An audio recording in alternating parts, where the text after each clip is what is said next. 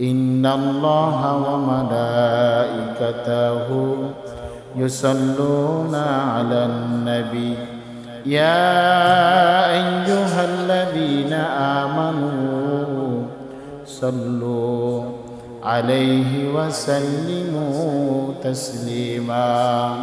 দুরূদ শরীফ পড়ি। আল্লাহুম্মা সাল্লি আলা সাইয়্যিদিনা ওয়া নাবিয়্যিনা ওয়া শাফি'িনা ওয়া হাবিবিনা ওয়া মাওলানা মুহাম্মাদ সাল্লাল্লাহু আলাইহি ওয়া আলা আলিহি ওয়া আসহাবিহি ওয়া বারাকা ওয়া সাল্লাম।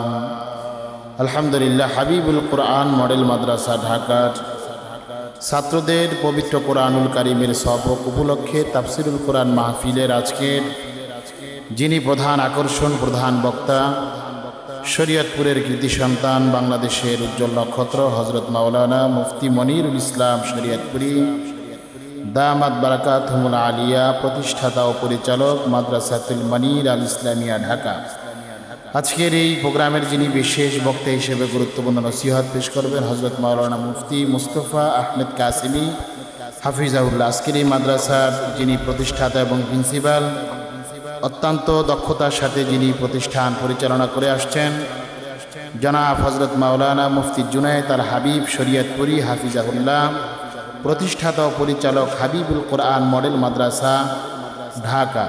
মহান রবের দরবারে শুকরিয়া আদায় করি যে আল্লাহ পাক রব্বুল আলামিন পবিত্র কোরআনুল কারীমের মতন এই দামি এক মজলিস আল্লাহ তাআলা আশা ও বসার মতন তৌফিক এনায়েত করেছেন। সকলে দিল থেকে কালিমাতুশ শুকর আদায় করি, বলি আলহামদুলিল্লাহ।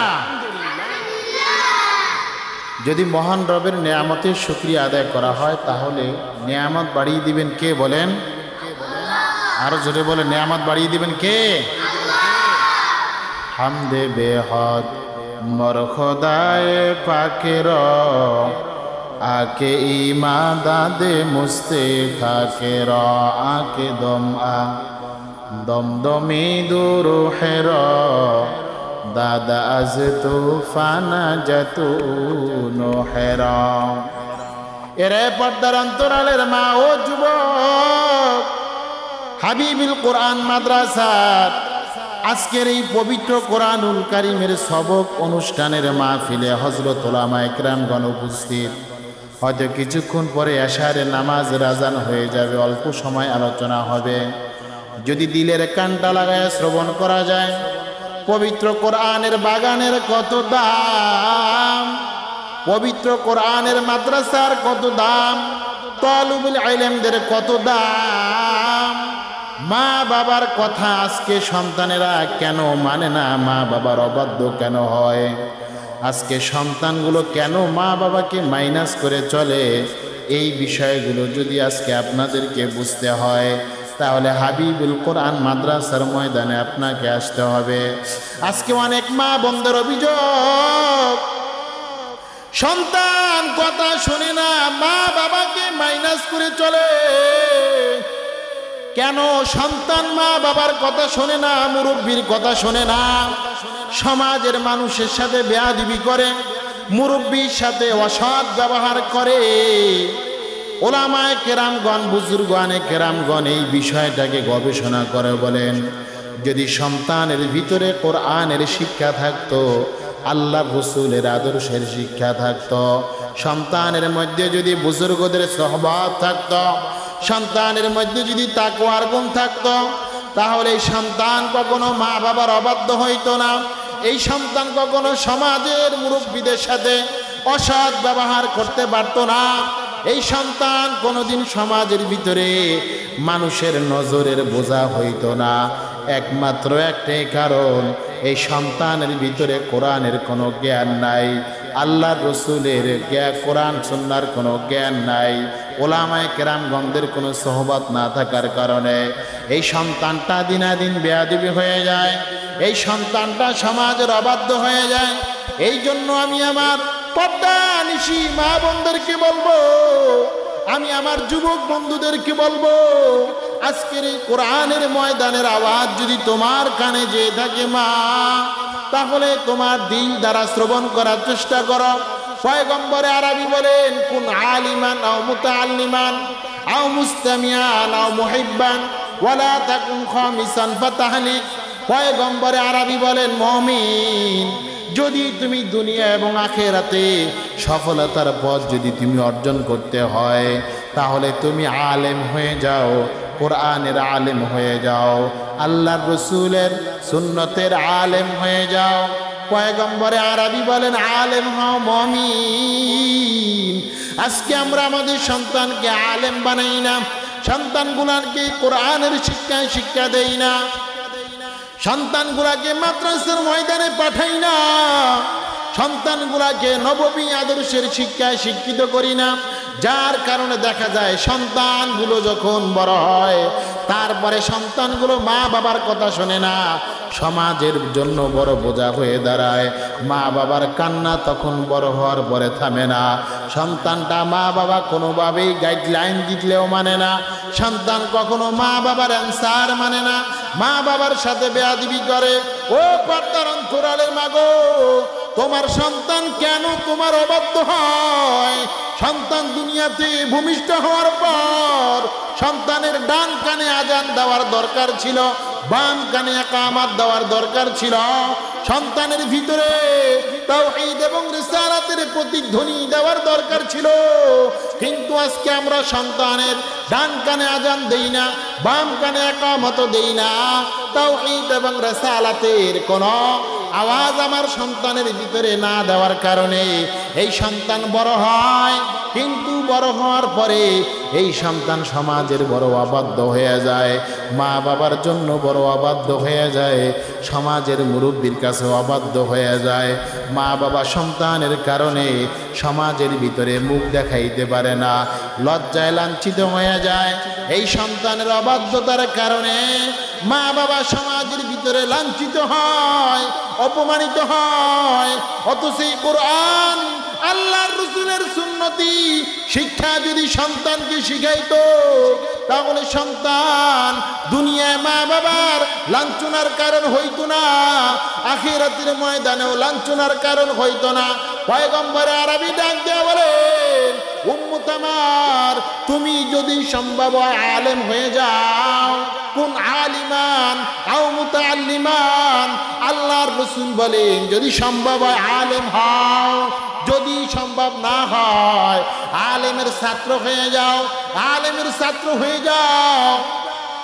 আল্লাহর রাসূল বলেন তুমি আলেমের ছাত্র তুমি হতে পারলা না, তাহলে তোমার জন্য আরেকটা অপশন হইল আও মুস্তামিয়ান।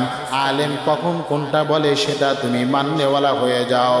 আলেম তোমাকে কোন দিক নির্দেশনা দেয় সেটা তুমি মানো, আলেম তোমাকে কোন ইনফরমেশন দেয় সেটা মানো, আলেম তোমাকে কি পরামর্শ দেয় তুমি সেটা মানার চেষ্টা করো।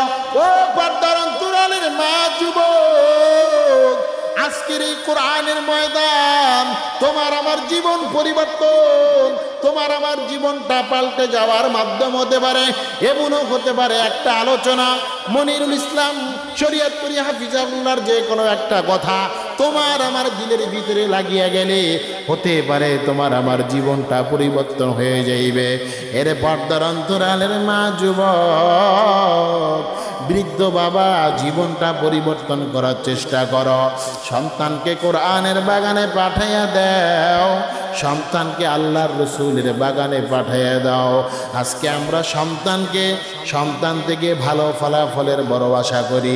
সন্তান আমার সাথে বেয়াদবি করবে না, সন্তান আমার সাথে ভালো ব্যবহার করবে। কিন্তু কিভাবে তোমার সন্তান তোমার সাথে ভালো ব্যবহার করবে? সন্তানকে তুমি কোরআন শিখাও নাই, সন্তানের উঠা বসা আলেমদের সাথে করাও নাই।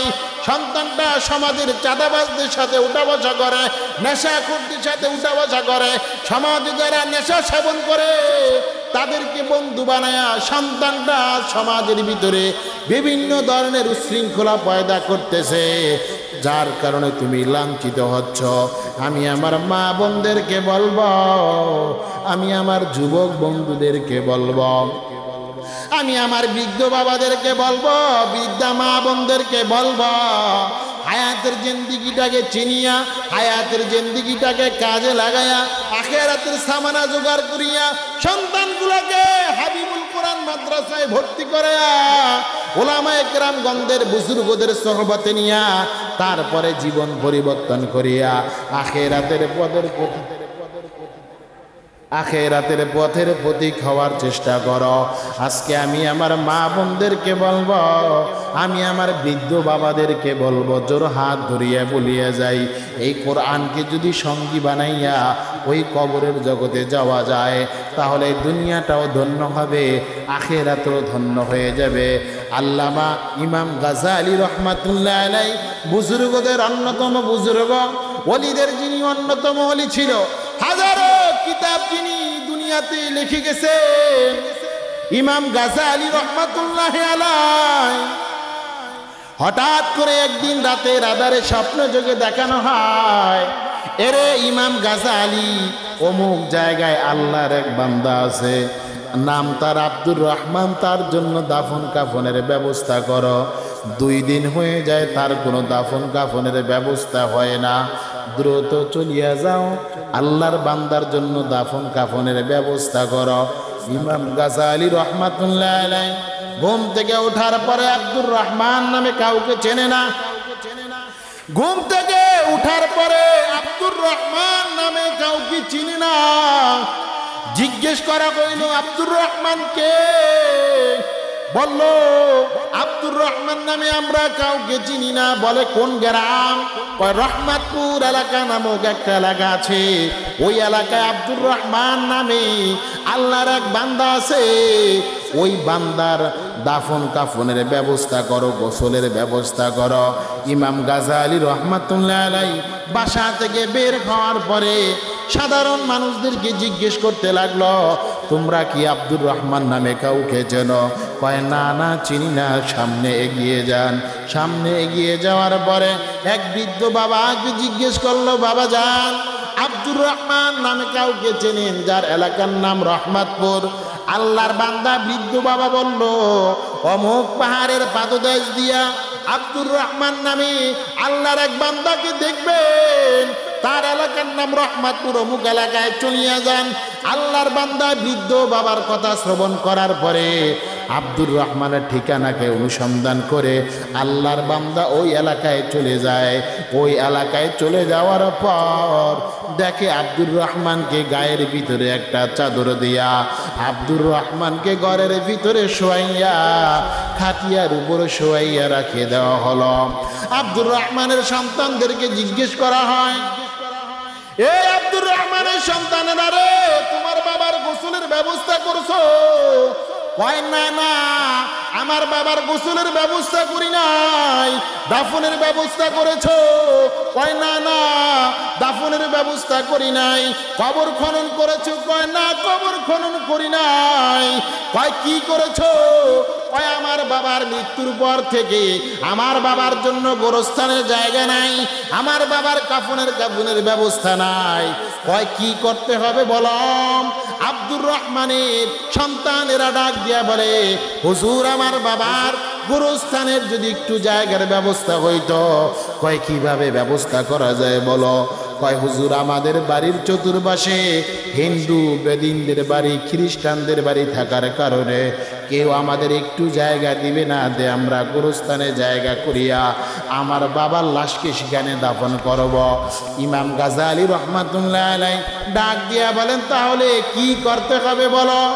ইমাম গাজালি ডাক দেওয়ার পর সন্তানেরা বলল, হুজুর, আমার সন্তান, আমার বাবাকে যদি দাফন করতে হয় তাহলে খ্রিস্টানদের থেকে কিছু জায়গা ক্রয় করিয়া পরবর্তীতে আমার বাবার জন্য কবর খনন করিয়া দাফনের ব্যবস্থা করতে হবে।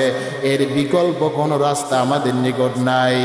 ইমাম গাজালি রহমাতুল্লাহ আলাইহি এই কথা শ্রবণ করার পর স্থানীয় হিন্দুদের সাথে খ্রিস্টান ধর্মের লোকদের সাথে কথোপকথন করার পর ইমাম গাজালি রহমাতুল্লাহ আলাইহি জায়গার ব্যবস্থা করলেন। ইমাম গাজালি সন্তানগুলাকে বললেন, তোমার বাবার জন্য বড়ই পাতা দিয়া গরম পানির ব্যবস্থা করো, গোসলের ব্যবস্থা করো।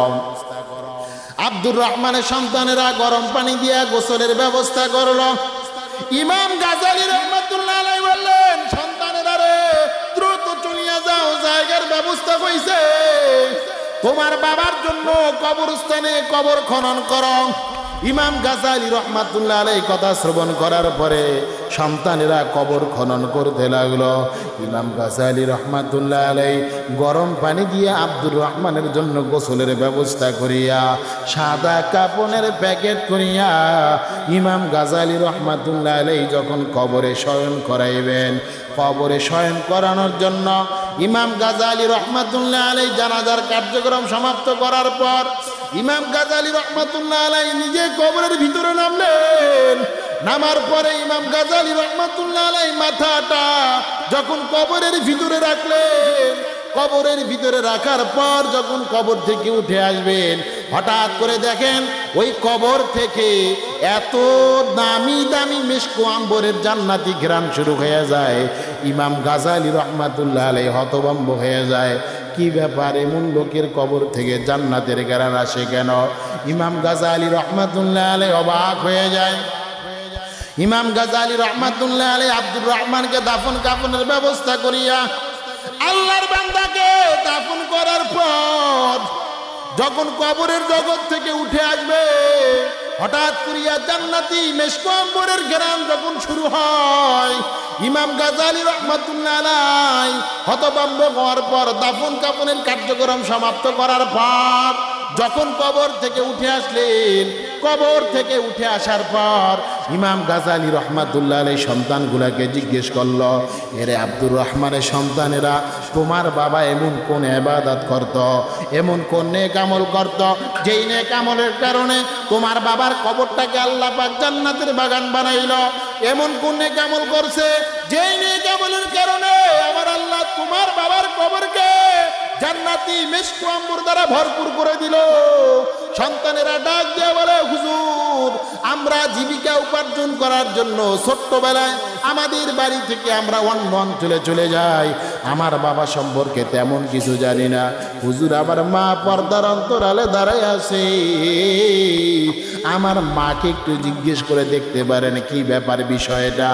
ইমাম গাজালি রাহমাতুল্লাহ আলাইহি দরদার হয়ে এই ধার থেকে ইমাম গাজালি রাহমাতুল্লাহ আলাইহির বিবিকে ডাক দিয়ে বলে, ইমাম গাজালির বিবি রে, কি ব্যাপার, তোমার স্বামী এমন কি কাজ করতো যেই কাজের কারণে আমার আল্লাহ তোমার স্বামীর কবরটাকে জান্নাতের বাগান বানাইলো?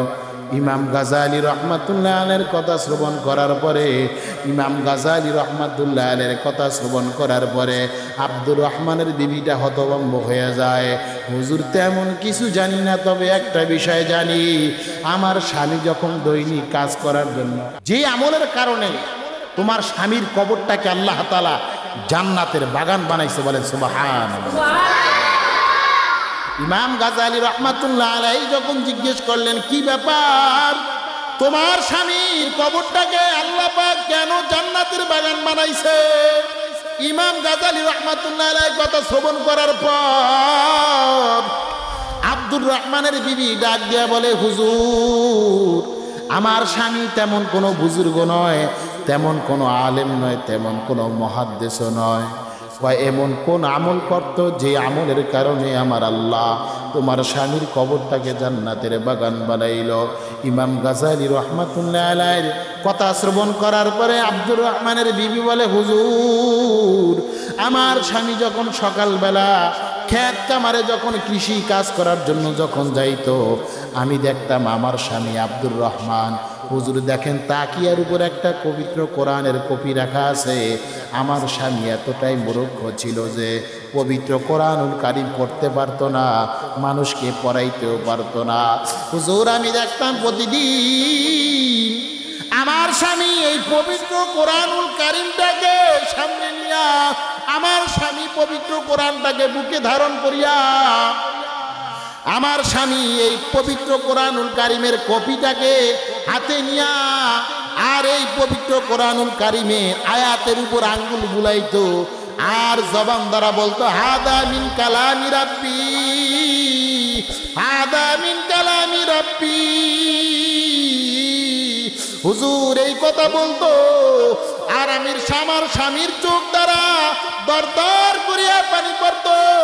এই পানি পড়ার কারণে দেখেন আমার স্বামীর এই পবিত্র কোরআনুল কারিমের পৃষ্ঠাগুলো কালো হয়ে গেছে, পবিত্র কোরআনুল কারিমের আয়াতের গুলো কালো হয়ে গেছে। দেখেন হুজুর, ইমাম গাজালি রহমাতুল্লাহ আলাইহির বুঝতে বাকি নাই, এতটুকু মহব্বত পবিত্র কোরআনের প্রতি রাখার কারণে আমার আল্লাহ পাক ওই যে আব্দুর রহমানের কবরটাকে জান্নাতের বাগান বানায় দিছে। আল্লাহু আকবার। এই জন্য বাবাজি আমার পবিত্র কোরআন নিজে শিখবেন, আপনার সন্তানকে শিখাইবেন, নিজের নাতিটাকে পবিত্র কোরআন শিখাইবার জন্য মাদ্রাসায় পাঠাইবেন।